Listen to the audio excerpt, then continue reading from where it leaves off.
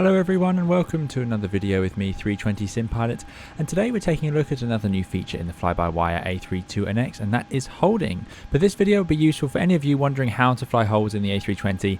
We're going to cover how to set them up, how to adjust them, some of the traps of using them in the FMS, and also of course what the real world applications are of the systems. I'm a real-world Airbus pilot, but none of this is for any real-world use. It's just to give you some extra context on your home simulations. We're going to be using the latest experimental version of the FlyByWire A32NX mod as of today, which is early February 2022. We're going to be flying into Rome Fiumicino Airport, which has a few holds on the arrival. I'll talk through the charts and discuss some of the features of holding as well. Right, let's get started. Just before we do, I'd like to remind you about our partnership with Apex Gaming PCs, where we've created a line of specific 320 SimPilot PCs. They come with excellent now Intel processors, and there are two options, the Bus and the Manta. You can customize them on the website to the spec you want and get a code of 320 SimPilot for 5% off. You'll be supporting the channel if you do get one. Okay, here we are on the flight deck now, just starting our arrival into Rome Fiumicino Airport. If I bring up the charts, you'll be able to see what I'm talking about. We are flying the Zibble 3 Alpha arrival. I have videos on my channel for anyone who needs help setting these up, but this is our star, our standard terminal arrival. We're going to come from Zibble through Iplek, Gopal, and down we go, following this route around to Suvok. After Suvok, I'm going to swap to my ILS whiskey chart, and you can see Suvok to Auxerre, where we join the ILS for runway 16 left in Rome Fiumicino. This is a relatively standard arrival. I originally showed this video, I have done a tutorial on holding before, but I did that using X-Plane 11, and we flew the arrival into London's Heathrow Airport. But Heathrow is slightly unusual these days, and this is a much more common sort of arrival routing that you see. So holding is not a very efficient thing to do, but what exactly is it? So holding are these racetrack patterns, they're often called. So you can see one up here, there's a hold at Zibble with its left turns, and you can see that with the shape of the arrow. There's another hold option at Gipap. You can see that over here because they have a little diagram holding over Gipap. RNAV hold, in and left turns. Now the reason it says RNAV is because that point, Gipap, is not based on a VOR or anything like that. I have a video on VOR tracking if you need help with that, but yeah, it's based on RNAV. Now this is me overcomplicating it slightly, but this is a point where we may end up doing a hold, and there's another one here at Suvok. You can see it drawn on, but it's important to note they aren't always drawn on. So these holds are used as a last resort by air traffic control. The reason we now have these convoluted arrivals that go left and right is that air traffic will have you fly along this route until they're ready for you to fly the approach, at which point they point you towards the runway or towards Suvok, and then you can begin your approach properly. So this is a way for them to hold us without us flying in circles. Flying in circles is obviously bad for a few reasons. It burns fuel because the airplane is constantly holding, so not making any progress, so you're just burning fuel. It's noisy, it puts all the pollution from the airplane in one place. So if you have a hold, for example at Zibble, and we had a lot of aircraft holding here, then it's not ideal, is it? So this routing spreads that out a little bit better, and it's a little more efficient because airplanes flying in straight lines and gently descending are burning less fuel than airplanes flying level and in circles. But this is a video about holds, so I'm not going to spend the whole video attacking the holding principle. But why are they here? Well, they're here because there's too many airplanes potentially on this arrival, so air traffic control might need to stop you where you are. There are other reasons, which is what if a thunderstorm has passed through or is now sitting overhead the airfield or on the approach, and you can't make your approach because there's a thunderstorm. Well, in that case, you might join a hold and then wait it out. But they are more rare these days than they once were because we typically fly this sort of arrival now. Anyway, as we can see, holds are normally a racetrack pattern. They can be left or right hand holds. So what I mean by that is, this hold at Zibble, you fly towards Zibble point, and then you make a left turn, and then you fly around, and then another left turn. So you're continuously making left turns. But this hold here at El Cap, it's a right hand turn. So there's two different sorts of directions for the hold. They will always be a racetrack pattern. They're not circles. And there is a reason for that, but it's a bit complicated for today. But it's to do with wind and drift, and that you can't actually fly an airplane in a circle yourself, but these holds you could fly manually. But we're going to use the Airbus's FMS and the new system that they've added in the lateral navigation of the FlyByWire A32NX. Okay, so let me just turn on that. There we go, we can see where we are. So we're now going from Iplek to Gopal, and you can see Gopal has a hold as well. The right hand turns there. Now most holds are standard holds, but a lot of these holds here you can see are actually distance-based holds. So a hold is normally a time-based thing. So we can see the hold at GIPAP, for example, is a left-hand hold, as we've established, and that's fine. You've then got an inbound track, a track of 069 degrees. So that is the most important part of the hold. We need to know that the inbound track is, or what it is, and that's how the hold is orientated. So 069 holds us there. The outbound is obviously going to always be the reciprocal of that. It will be 249. And then usually it is a time of that outbound leg. So on a standard hold, you would make your left turn. Once you've rolled out, you would time for 1 minute and then make another left turn back in, fly to the point, make your left turn, time for 1 minute, and then head back in. These are actually slightly unusual. They are done on distance, so it's a 4-mile hold. Now, it's not very different overall, but that is what they're based on, a distance instead of a time. And we're going to cover all of this in this video. So most of these holds into Rome are done on distance, but if there's no distance marked, it'll be done on time. The next thing to note is this number here, MHA. So at SIVOC hold, there is a minimum holding altitude, in this case 4,000 feet.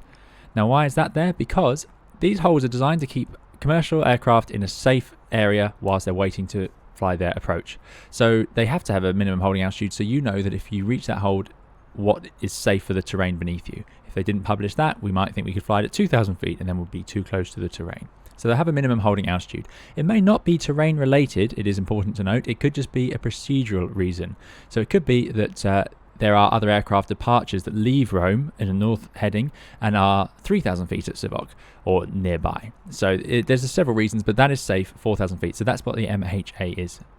Now there's the reason there's not usually a maximum altitude in the hold. There is sometimes, but it's there because aircraft will stack on top of each other. So let's say there's a thunderstorm blocking off Rome and no one can make an approach.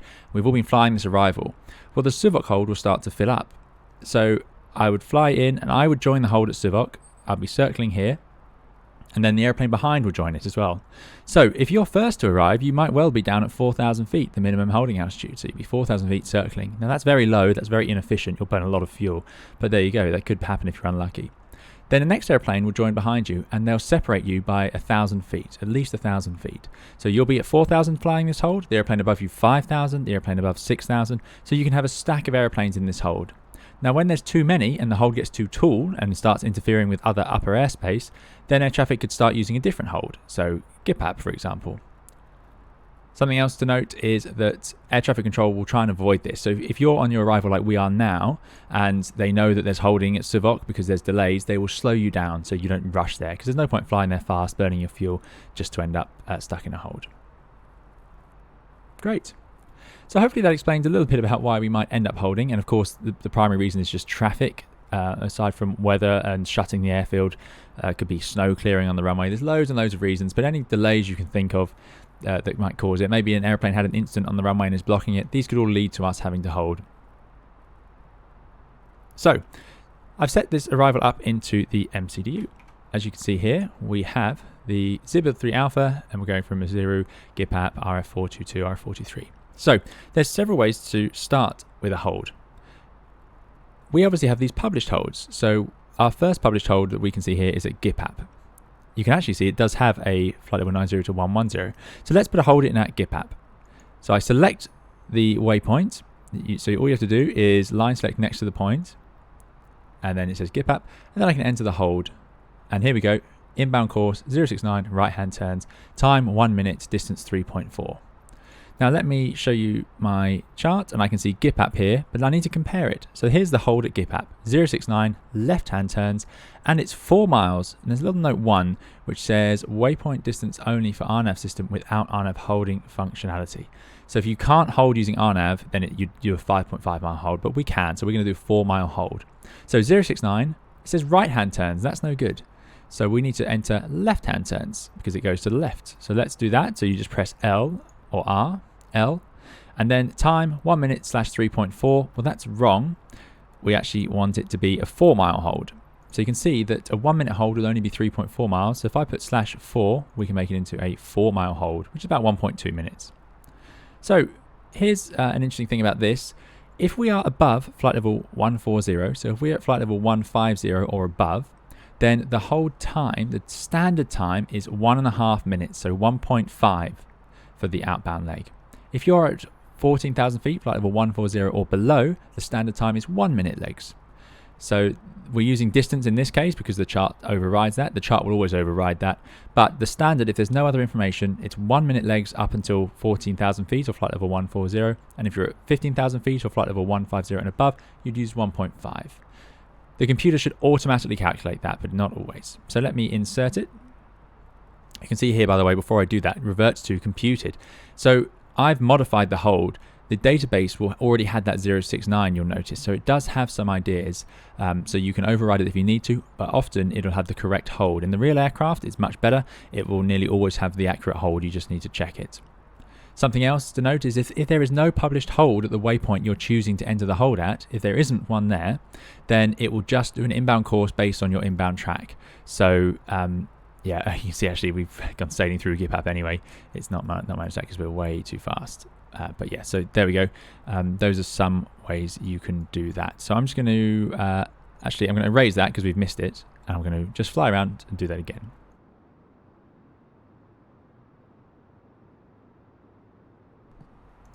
Okay, so just resetting a bit, we're now back going to GOPL and then we're going to fly the arrival. So we need a hold at GIPAP, which we do not currently have. Something important to note is that the way to see if there is a hold coded, you'll see it written in here and you'll also see it on the navigation display. So I can see right now there is not a hold at GIPAP. So anyway, let's go back and enter it as we described earlier. We know it's a left-hand hold and we want it to be 4 miles. There we go. Now this last exit box says UTC and fuel. This will tell you the time in UTC when you are allowed or when you can leave the hold with enough fuel. And we'll talk about what that means, but it's not currently working. I'm not sure why in my version of the mod. So for now, that's not working for us. But there we go. We will talk about that a bit later. So now I've inserted it, and you can see GIPAP, and then you see hold L. So it tells us I'm going to fly to GIPAP, and then I'm going to enter a left-hand hold. It will not go beyond that until later on, until we tell it to. You'll see here the GIPAP is then repeated afterwards. The reason is you're flying in that hold at GIPAP. I'm going to get sick of saying that soon. You're flying in your hold here and you're going to keep flying over it. So when you leave the hold, you'll naturally fly over that point and then carry on the arrival. So that's why there's two versions, two GIPAPs in there. So if we look on the navigation display now, I'm hoping we will see the arrow, and there it is. And it shows you a left-hand arrow. It's going to make a left-hand turn. So really good stuff. The next thing is, you see these speed limits all around. Now these are speed limits from this arrival, but holds will have a speed limit as well, nearly always. So we are currently going too fast. So we are, what are we doing at the moment? We're doing 230 knots, not too bad, but you can see here, GIPAP hold, GIPAP as a waypoint, 220 knots. And actually the hold over GIPAP has a maximum speed of 210 knots with a minimum hold altitude of 6,000 feet. So we have to apply those speed limits. Why is there a speed limit in the hold? What difference does it make? Well, the reason is, as we talked earlier, the outbound legs are usually timed. So 1 minute at 300 knots would be a longer distance than 1 minute at 210 knots. Same for these turns. If we fly them faster, they'll be wider. So if we're flying at 300 knots, our turn will head out over GIPAP, we'll start our turn and then we'll go wide out here. Then we'll fly too far away and then we'll fly wide back in. So you'll cover a much larger area. So they have a speed limit to ensure you stay within the designated holding area, which is considered safe and is what it's designed for. So that's why there's a speed limit. Now 210 knots is relatively slow for a hold. They're usually 220, I believe, but it does depend, and the chart will override it anyway. But there we go. So you'll notice the aeroplane has 210 knots coded at USIRU, and it has 210 knots at GIPAP. But in the hold, you can see it says 201. So the airplane in the hold should decelerate, and we want to basically be at our green dot speed, because that is our most fuel efficient speed to be sitting in a hold flying circles. That's our maximum endurance speed. So we won't get anywhere very fast at green dot, but we will burn the least fuel to stay in the air. So it will give us the longest time, and time is what we need in a hold. Good, so that covers the speed. So next thing I want to talk about is the fuel decisions. So what fuel do we need to have in the hold? Now, I do have a fuel tutorial either already out or coming soon to talk more about fuel decisions. But some basics, the time we need to leave this hold, we need to have enough fuel to fly the rest of the approach. We need the fuel to fly the go around and diversion, and we need the final reserve fuel. So hopefully we won't use that diversion fuel and we won't use the final reserve fuel, but we do need that fuel that we're going to burn on the approach. You can see this in the real aircraft by pressing the cross arrow, and it will actually show you how much fuel you're going to have at each point. But yeah, it's not currently modeled. I'm not sure if I've set something up wrong. And you can see your estimated fuel on board, and that is the fuel on board when you land. So you can work out from the hold how much spare fuel you've got until your landing fuel reduces, and that's what the immediate exit warning will be. Sorry, that's what the that predicted exit will be that we saw earlier. But there we go. So for now, I'm going to descend down to GIPAP flight level 110, which is the maximum height we can be there, and enter the hold there. You want to be, ideally, if you're flying on your own and you haven't got any other restrictions, you want to be as high as you can in the holds if you know you're having to hold. The reason is, if you know you have to hold, you want to stay high because you burn less fuel. The engines burn less fuel at high altitude. But air traffic usually override that because they're stacking aircraft very carefully when you reach them. For example, at GIPAP, if they had a queue of airplanes, then they don't want you staying up high getting in the way because they might want people above you. So they're going to force you to go into a level. So they'll tell you a level to hold and they'll send you there, and you need to be at that level when you arrive at the hold. So the next thing to do is talk about what we do once we are in the hold.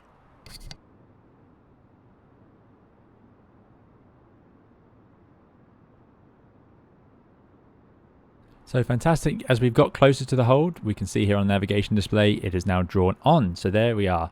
We're still going a bit fast, but now it's reduced to green dot. There we go, exactly as I hoped. So it has reduced to green dot automatically because it knows we want to as we arrive at the hold. Let's just zoom in on that scale, get a better picture of it.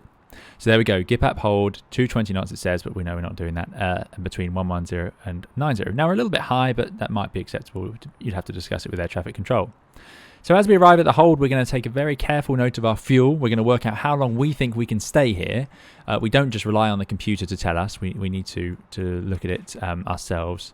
And then we're going to come up with a plan. So what happens if we get told by air traffic we're going to hold for too long? Air traffic will usually tell us how long they expect us to be holding for. So on the way in, you can expect them to say, you know, no delay, which could mean 5 to 10 minutes. Or they might say 20 minutes holding, which would be a pretty bad day, to be honest. They may say an estimated approach time. So if they expect a delay to be more than sort of 10 minutes, they usually give you an actual approach time.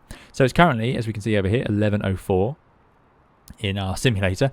So what we can expect them to say, for example, would be, join the hold at GIPAP, flight level 110, and your estimated approach time is 11:15. And we go, okay, 10 minutes. And then we could work out our calculations, our alternates, and so on based on that. Something I do want to point out is if we were to have changed the arrival, so if we, on the way in, before we reached the hold, I went into here, selected arrival, and changed it, it would not save the hold. It would lose the hold. So you must be careful. Anytime you change arrival, you will lose that hold. Okay, great. We're in the left-hand turn now and descending. Now, descending in the hold is quite common. Because, of course, they are a queue system, that means you're constantly shuffling forwards. And by forwards, we mean, obviously, in this case, going down a level in the hold until you're at the lower levels, and then you get taken off the hold. So, in this case, we're at 110, and we might expect to go down to 90 before leaving the hold. Now, descending in the hold is something you have to be quite careful with, because, of course, there are aeroplanes all around you, and they're separated by 1,000 feet usually. So, it's not typical to be in a hold using open descent. In a hold, we will use vertical speed of 1,000 feet per minute. The reason is we don't want to descend too fast on top of an aeroplane because, of course, there could be traffic. The other advantage is descending quickly at idle is efficient while you're doing it, but then if you level off early, you're going to end up burning more fuel. Whereas if we have a nice gentle descent, the engines are sort of spooled down the whole time. This makes holding a little more fuel efficient than you might expect sometimes, because if you never really level off for too long, it's not too bad. But that depends on why you're holding. That would be typically just because of the traffic volume where you end up holding and descending. But if it's for weather or something, you may all just be sat there still at your level burning a lot of fuel. So there we go, 1,000 feet per minute. Something to note is that you can actually just use managed descent. So let's go down to 90, and if I put managed descent, the aircraft should continue down at 1,000 feet per minute. So I'm hoping it will. We shall see. This is what the real aircraft would do. When you're in a hold, you can just use managed descent and it just maintains 1,000, even if it thinks you're a bit high or low. But of course, we don't actually have VNAV in this aircraft at the moment, so I'm not sure what it's going to calculate it based on. But yeah, the real aircraft will do 1,000 feet per minute. The magic of that is that it's actually a bit simpler just to go manage descent than it is to select vertical speed and choose it. Because of course, if you select a vertical speed, there's a small chance you could get it wrong. So I'm at minus 1,000 there, but if you accidentally wound it up and put in plus 1,000, that would be a very bad day, yes 1,000, because you'll point straight at the airplane above you who may be descending down. Whereas if you just go manage descent, the airplane knows it's going down as long as you've checked that altitude. So there we go.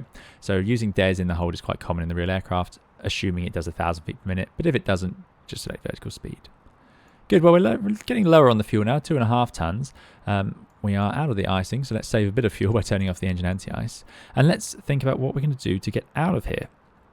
So all we need to do now is when air traffic control says next time over GIPAP, you can continue with the 043 Alpha arrival. We can simply click immediate exit, which is shown here. Great work by the fly-by-wire team, really impressed with this. So if you hit immediate exit, it won't actually do anything too extreme. What it should do is fly back to GIPAP and then leave. There we go. And so now I've selected it, resume hold appears because we can still just carry on in the hold. But for now, it's going to head to GIPAP and then it's going to continue on the arrival, go back to the speed it expects to be and all of that good stuff. Below 10,000 feet now, let's get some lights on, get the passengers strapped in, as it looks like we're starting to begin our approach.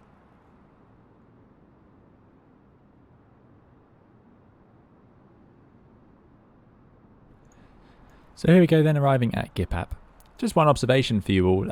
Something you'll notice when flying holes in a real airliner is it's quite disorientating. Because you end up flying in constant circles, it can be quite disorientating for passengers who don't get a good view of the horizon or they can't orientate themselves. If you hold in visual conditions, it's not so bad because passengers can see out the window and you get effects like the sun shining through the cabin and people can tell the airplane is turning. But if you're in pure IMC, so not like this, but if you're just in the grey cloud, you're usually experiencing a little bit of turbulence, so the plane's bouncing around, and then passengers, all they'll experience is grey outside the windows and then occasionally a squeeze of G-force. So they can't really tell what's going on. They can't anticipate the G-force because they can't tell the airplane is turning. And you usually get passengers feeling a bit ill, unfortunately. So holding in IMC is not much fun. It's much more pleasant for everybody if you can have a view outside the windows. Something you definitely notice, sitting in turbulence for too long in a hold in IMC conditions, and by IMC I mean just clouds in instrument conditions, then yeah, it's not very pleasant. Here we go then. So as you can see, it's re-accelerated to 220 knots to continue the arrival, and it's carrying on up there.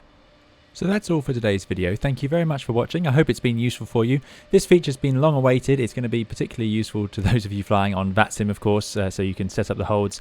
But they are a complicated little thing that we use a lot. They're something that you spend a lot of time training for when you have to fly them manually, but the Airbus makes life, as you can see, very straightforward. It's an amazing piece of equipment that gives us a lot of flexibility and takes a lot of the workload out of holding. Hopefully this has answered some of those questions, but of course there'll be plenty more videos and guides coming on the channel, and do feel free to leave your questions in the comments. And I do my best, but they do get quite a lot of questions, so don't always manage to get around to them, but hopefully we can cover it in a video, or if you join me on a live stream, I can answer you live. As I said, more videos and guides coming to the channel soon, as well as live streams in the Airbus and other aircraft, so do please subscribe if you'd like to see more of that. Otherwise, we'll see you again soon. Thank you very much for watching. Bye bye.